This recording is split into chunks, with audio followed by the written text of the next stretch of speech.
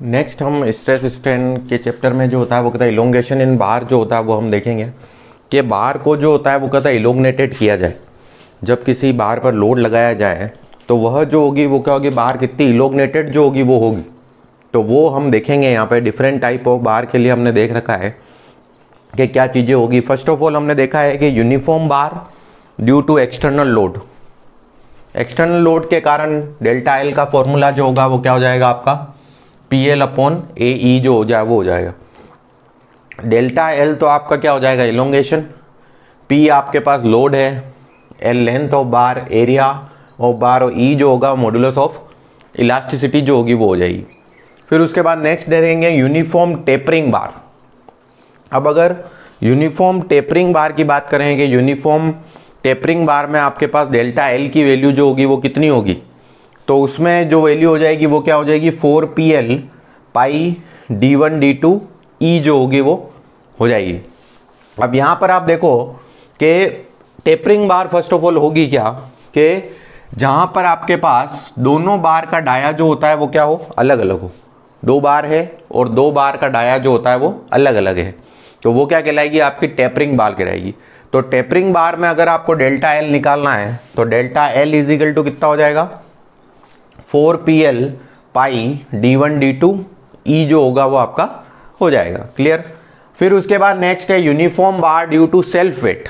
अगर आपको uniform bar due to self weight के कारण जो होता है वो आपको डेल्टा एल निकालना है तो वो कितना हो जाएगा WL अपॉन 2AE जो होगा वो हो जाएगा। सेल्फ वेट के कारण डेल्टा एल की वैल्यू जो होगी वो क्या हो जाएगी WL अपॉन 2AE जो होगी वो हो जाएगी। फिर उसके बाद इलोंगेशन इन कोनिकल बार है। अगर कोनिकल बार का मतलब क्या है कि आपके पास जो होता है वो कहते हैं एक एंड तो जैसे फिक्स है और कोनिकल बार इस टाइप की बार जो होती है वो कहते कोई आ रही है, और सेल्फ वेट प्रिज्मेटिक बार में इस तरह की जो होती है वो कहती बार है। ये किसका है, जब आपके पास वन एंड फिक्स्ड हो, ठीक है, उस समय जो होगा वो क्या होगा आपके पास फॉर्मूला WL अपॉन 2AE हो जाएगा, और इलोंगेशन इन कोनिकल बार का जो फॉर्मूला होगा वो WL अपॉन 6AE जो होगा वो आपका हो जाएगा। क्लियर।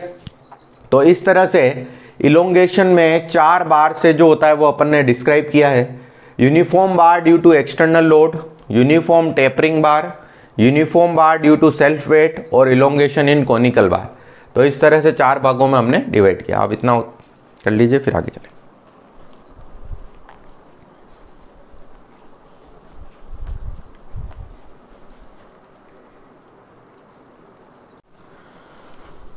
नेक्स्ट हम देखेंगे प्रॉपर्टीज़ ऑफ मटेरियल। मटेरियल की प्रॉपर्टीज़ जो होती है वो क्या क्या होती है उसके बारे में डिस्कस करेंगे कि जब भी आप प्रॉपर्टीज़ ऑफ मटेरियल का मतलब ये होता है कि जब भी आप किसी मटेरियल पे लोड लगा रहे हो, ठीक है, कोई भी लोड अपन मटेरियल पे लगाते हैं तो उस मटेरियल में क्या चेंज जो होगा वो आएगा, तो वो क्या कहलाएगा आपका प्रॉपर्टीज़ ऑफ मटेरियल जो होगा वो कहलाएगा। ठीक है। तो फर्स्ट ऑफ ऑल देखिए इलास्टिसिटी। इलास्टिसिटी क्या हो जाएगा, material regain its original shape after removal of the load. Material जो होता है वो अपने पुराने शेप को रीगेन कर लेता है, मतलब वापस जो होता है वो कहता है उस पुराने शेप को प्राप्त जो होता है वो कहता कर लेता है, तो वो क्या कहलाता है after removal of the load. Load को रिमूव करने पे तो वो क्या कहलाता है आपका इलास्टिसिटी जो होता है वो कहलाता है। ठीक है। तो material regain its original size after removal of the load तो वो कहलाएगा इलास्टिसिटी। ठीक है।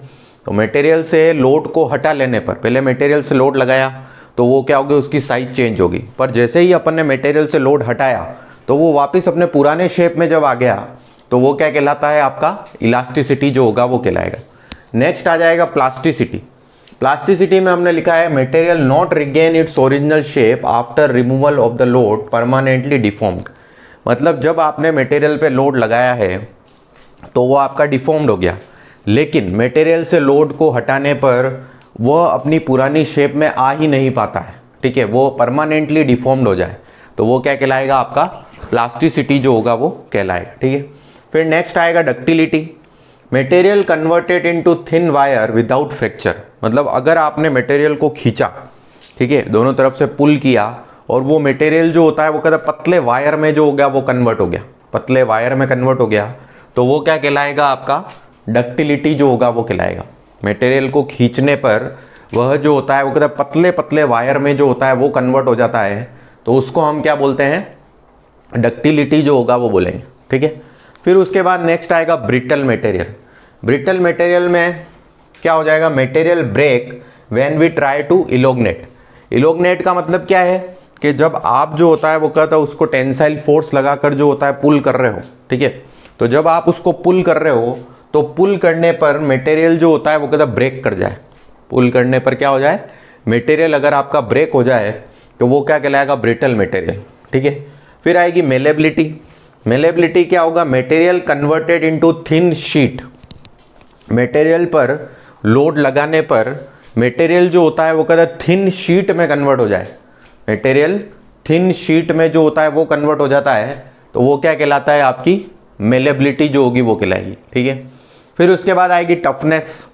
टफनेस मतलब एब्जॉर्ब एनर्जी विदाउट फ्रैक्चर, मतलब मटेरियल का ऐसा गुण कि वो जो होता है वो कहता है एनर्जी को क्या कर रहा है, एब्जॉर्ब कर रहा है। एनर्जी को क्या कर रहा है, वो एब्जॉर्ब कर रहा है विदाउट फ्रैक्चर, बिना टूटे, ठीक है।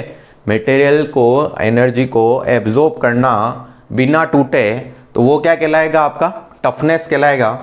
और इसके लिए जो टेस्ट किया जाता है वो क्या कहलाता है, आपका इम्पैक्ट टेस्ट कहलाता है, ठीक है। तो इस तरह से हमने ये प्रॉपर्टीज ऑफ मटेरियल जो होता है वो डिस्कस की है।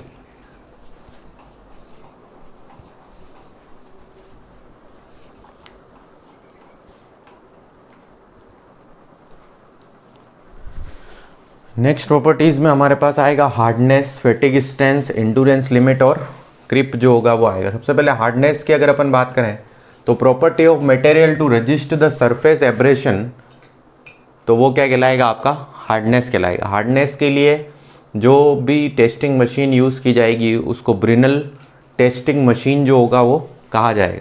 मतलब स्क्रैच से जो होता है वो कहता है किसी भी हार्ड जो भी सरफेस है उस पर स्क्रैच से जो होती है वो कहती है वो रजिस्ट कर रही है, इसका मतलब वो क्या कहलाएगी, आपकी हार्डनेस जो होगी। रजिस्ट टू स्क्रैच भी लिख सकते हैं अपन, और रजिस्ट द सरफेस एब्रेशन जो होता है वो भी अपन लिख सकते हैं। तो दोनों ही चीज़ें जो होता है वो अपन राइट डाउन कर सकते हैं। फिर उसके बाद आती है fatigue strength. Failure of the material caused by the repeated loading. जब किसी भी मटेरियल पर रिपीटेड लोडिंग में जो होता है वो कहता है हमारे पास ये भी लिखा हुआ आ सकता है कि क्लॉकवाइज लोडिंग और एंटी क्लॉकवाइज लोडिंग, तो वो भी आपकी किस में आएगी, रिपीटेड लोडिंग में ही आएगी।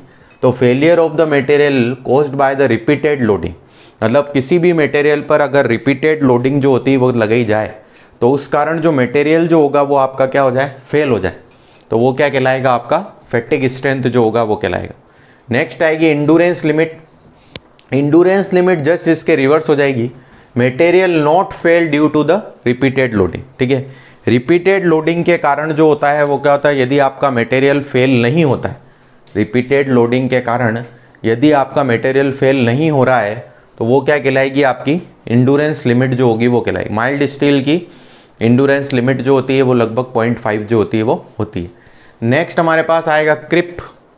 क्रिप का मतलब है material deform under the steady load, मतलब अगर किसी भी मटेरियल पर लोड रखकर जो होता है वो छोड़ दिया जाए, ठीक है, हमने किसी टाइम तक जो होता है उस लोड को रखकर जो होता है वो छोड़ दिया है, तो उस लोड के कारण मटेरियल जो होगा वो डिफॉर्म होना स्टार्ट हो जाएगा। उस लोड के कारण मटेरियल यदि डिफॉर्म होना शुरू हो जाए तो वो क्या कहलाएगा, आपका क्रिप जो होगा वो कहलाएगा। तो इस तरह से आपकी प्रॉपर्टीज ऑफ मटेरियल जो होगी वो क्या होगी, आपके क्रिप तक हो गई। नेक्स्ट एक छोटा टॉपिक है वॉल्यूमेट्रिक स्ट्रेन। वॉल्यूमेट्रिक स्ट्रेन में दो टाइप के क्वेश्चन जनरली जो होता है वो कंसिडर किए जाते हैं कि वॉल्यूमेट्रिक स्ट्रेन में जब आपके पास rectangular body subjected to the axial force in one direction only, और दूसरा आएगा 3 म्यूचुअली डायरेक्शन ओनली। मतलब एक तो वन डायरेक्शन में अगर आपका फोर्स लग रहा हो तो आपको क्या फॉर्मूला लगाना है, और 3 म्यूचुअली परपेंडिकुलर डायरेक्शन में यदि आपका फोर्स लग रहा हो तो आपको जो होता है वो क्या फॉर्मूला लगाना।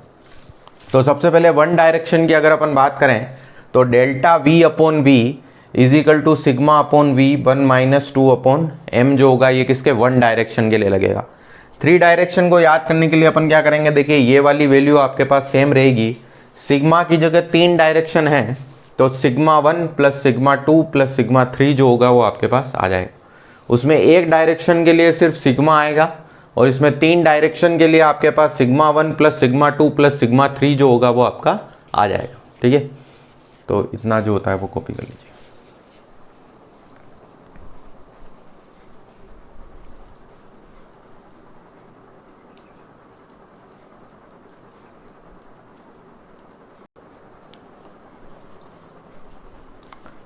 टाइप्स ऑफ मटेरियल की यदि हम बात करें तो टाइप्स ऑफ मटेरियल 4 टाइप के टाइप्स ऑफ मटेरियल जनरली हम क्लासिफाइड करेंगे, होमोजीनियस, आइसोट्रोपिक, ऑर्थोट्रोपिक और एनिसोट्रोपिक।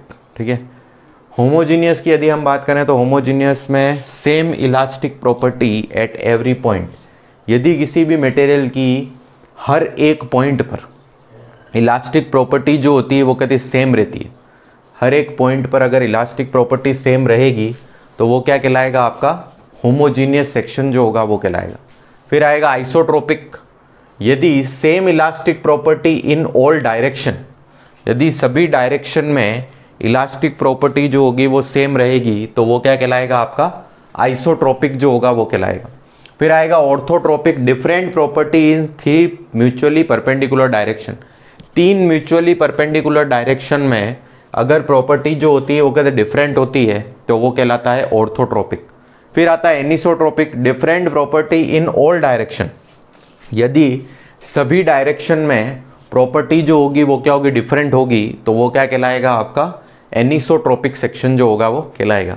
अब नेक्स्ट हमने लिखा है elastic constant for different type of section, तो उसमें यदि हम देखें कि होमोजीनियस सेक्शन और आइसोट्रोपिक सेक्शन, होमोजीनियस और आइसोट्रोपिक, तो उसमें नंबर ऑफ इलास्टिक कांस्टेंट आपके कितने हो जाएंगे, 2। फिर ऑर्थोट्रोपिक सेक्शन में नंबर ऑफ इलास्टिक कांस्टेंट आपके पास हो जाएंगे 9, और एनिसोट्रोपिक सेक्शन में आपके पास नंबर ऑफ इलास्टिक कांस्टेंट जो हो जाएंगे वो कितने हो जाएंगे, 21 जो होंगे वो हो जाएंगे।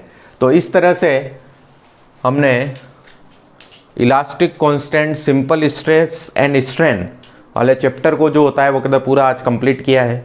इस चैप्टर में अगर कोई भी दिक्कत हो तो आप कमेंट सेक्शन में कमेंट करके जो होता है वो बता सकते हैं। Thank you.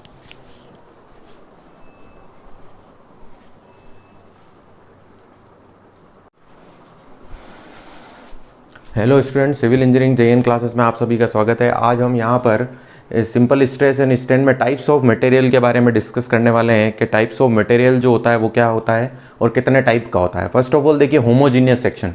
होमोजीनियस सेक्शन में क्या होता है, same elastic property at every point, यदि हर एक पॉइंट पर इलास्टिक प्रॉपर्टी जो होती है वो क्या सेम रहती है तो वो कहलाता है होमोजीनियस सेक्शन। फिर आता है isotropic, same elastic property in all direction, यदि हर डायरेक्शन में जो होता है वो कहता है इलास्टिक प्रॉपर्टी आपकी सेम रहती है तो वो जो होगा वो क्या कहलाएगा, आपका आइसोट्रोपिक कहलाएगा। फिर नेक्स्ट आएगा orthotropic, different property is 3 mutually perpendicular direction, यदि 3 म्यूचुअली परपेंडिकुलर डायरेक्शन में, 3 अलग अलग डायरेक्शन में इलास्टिक प्रॉपर्टी जो होती है वो क्या होती है, डिफरेंट होती है, तो वो कहलाता है आपका ऑर्थोट्रोपिक सेक्शन। फिर उसके बाद होता है anisotropic, different property in all direction, यदि आपके पास सभी डायरेक्शन में जो होती है वो कहती प्रॉपर्टीज़ क्या होती है, अलग अलग होती है, सभी डायरेक्शन में जो प्रॉपर्टी होगी वो क्या होगी, अलग अलग होगी, तो वो क्या कहलाएगा, आपका एनिसोट्रोपिक सेक्शन। अब इन सभी डिस्कस करने के बाद elastic property for different type of section, elastic constant, homogeneous और आइसोट्रोपिक में इलास्टिक कांस्टेंट कितने होते हैं, 2, ऑर्थोट्रोपिक में इलास्टिक कांस्टेंट जो होते हैं वो होते हैं 9, और एनिसोट्रोपिक में जो इलास्टिक कांस्टेंट होते हैं वो होते हैं 21। तो आज हमने टाइप्स ऑफ मटेरियल और उन मटेरियल पे जो होता है वो कहते हैं इलास्टिक कांस्टेंट कितने एक्ट करेंगे उसके बारे में जो होता है वो डिस्कस किया है। Thank you.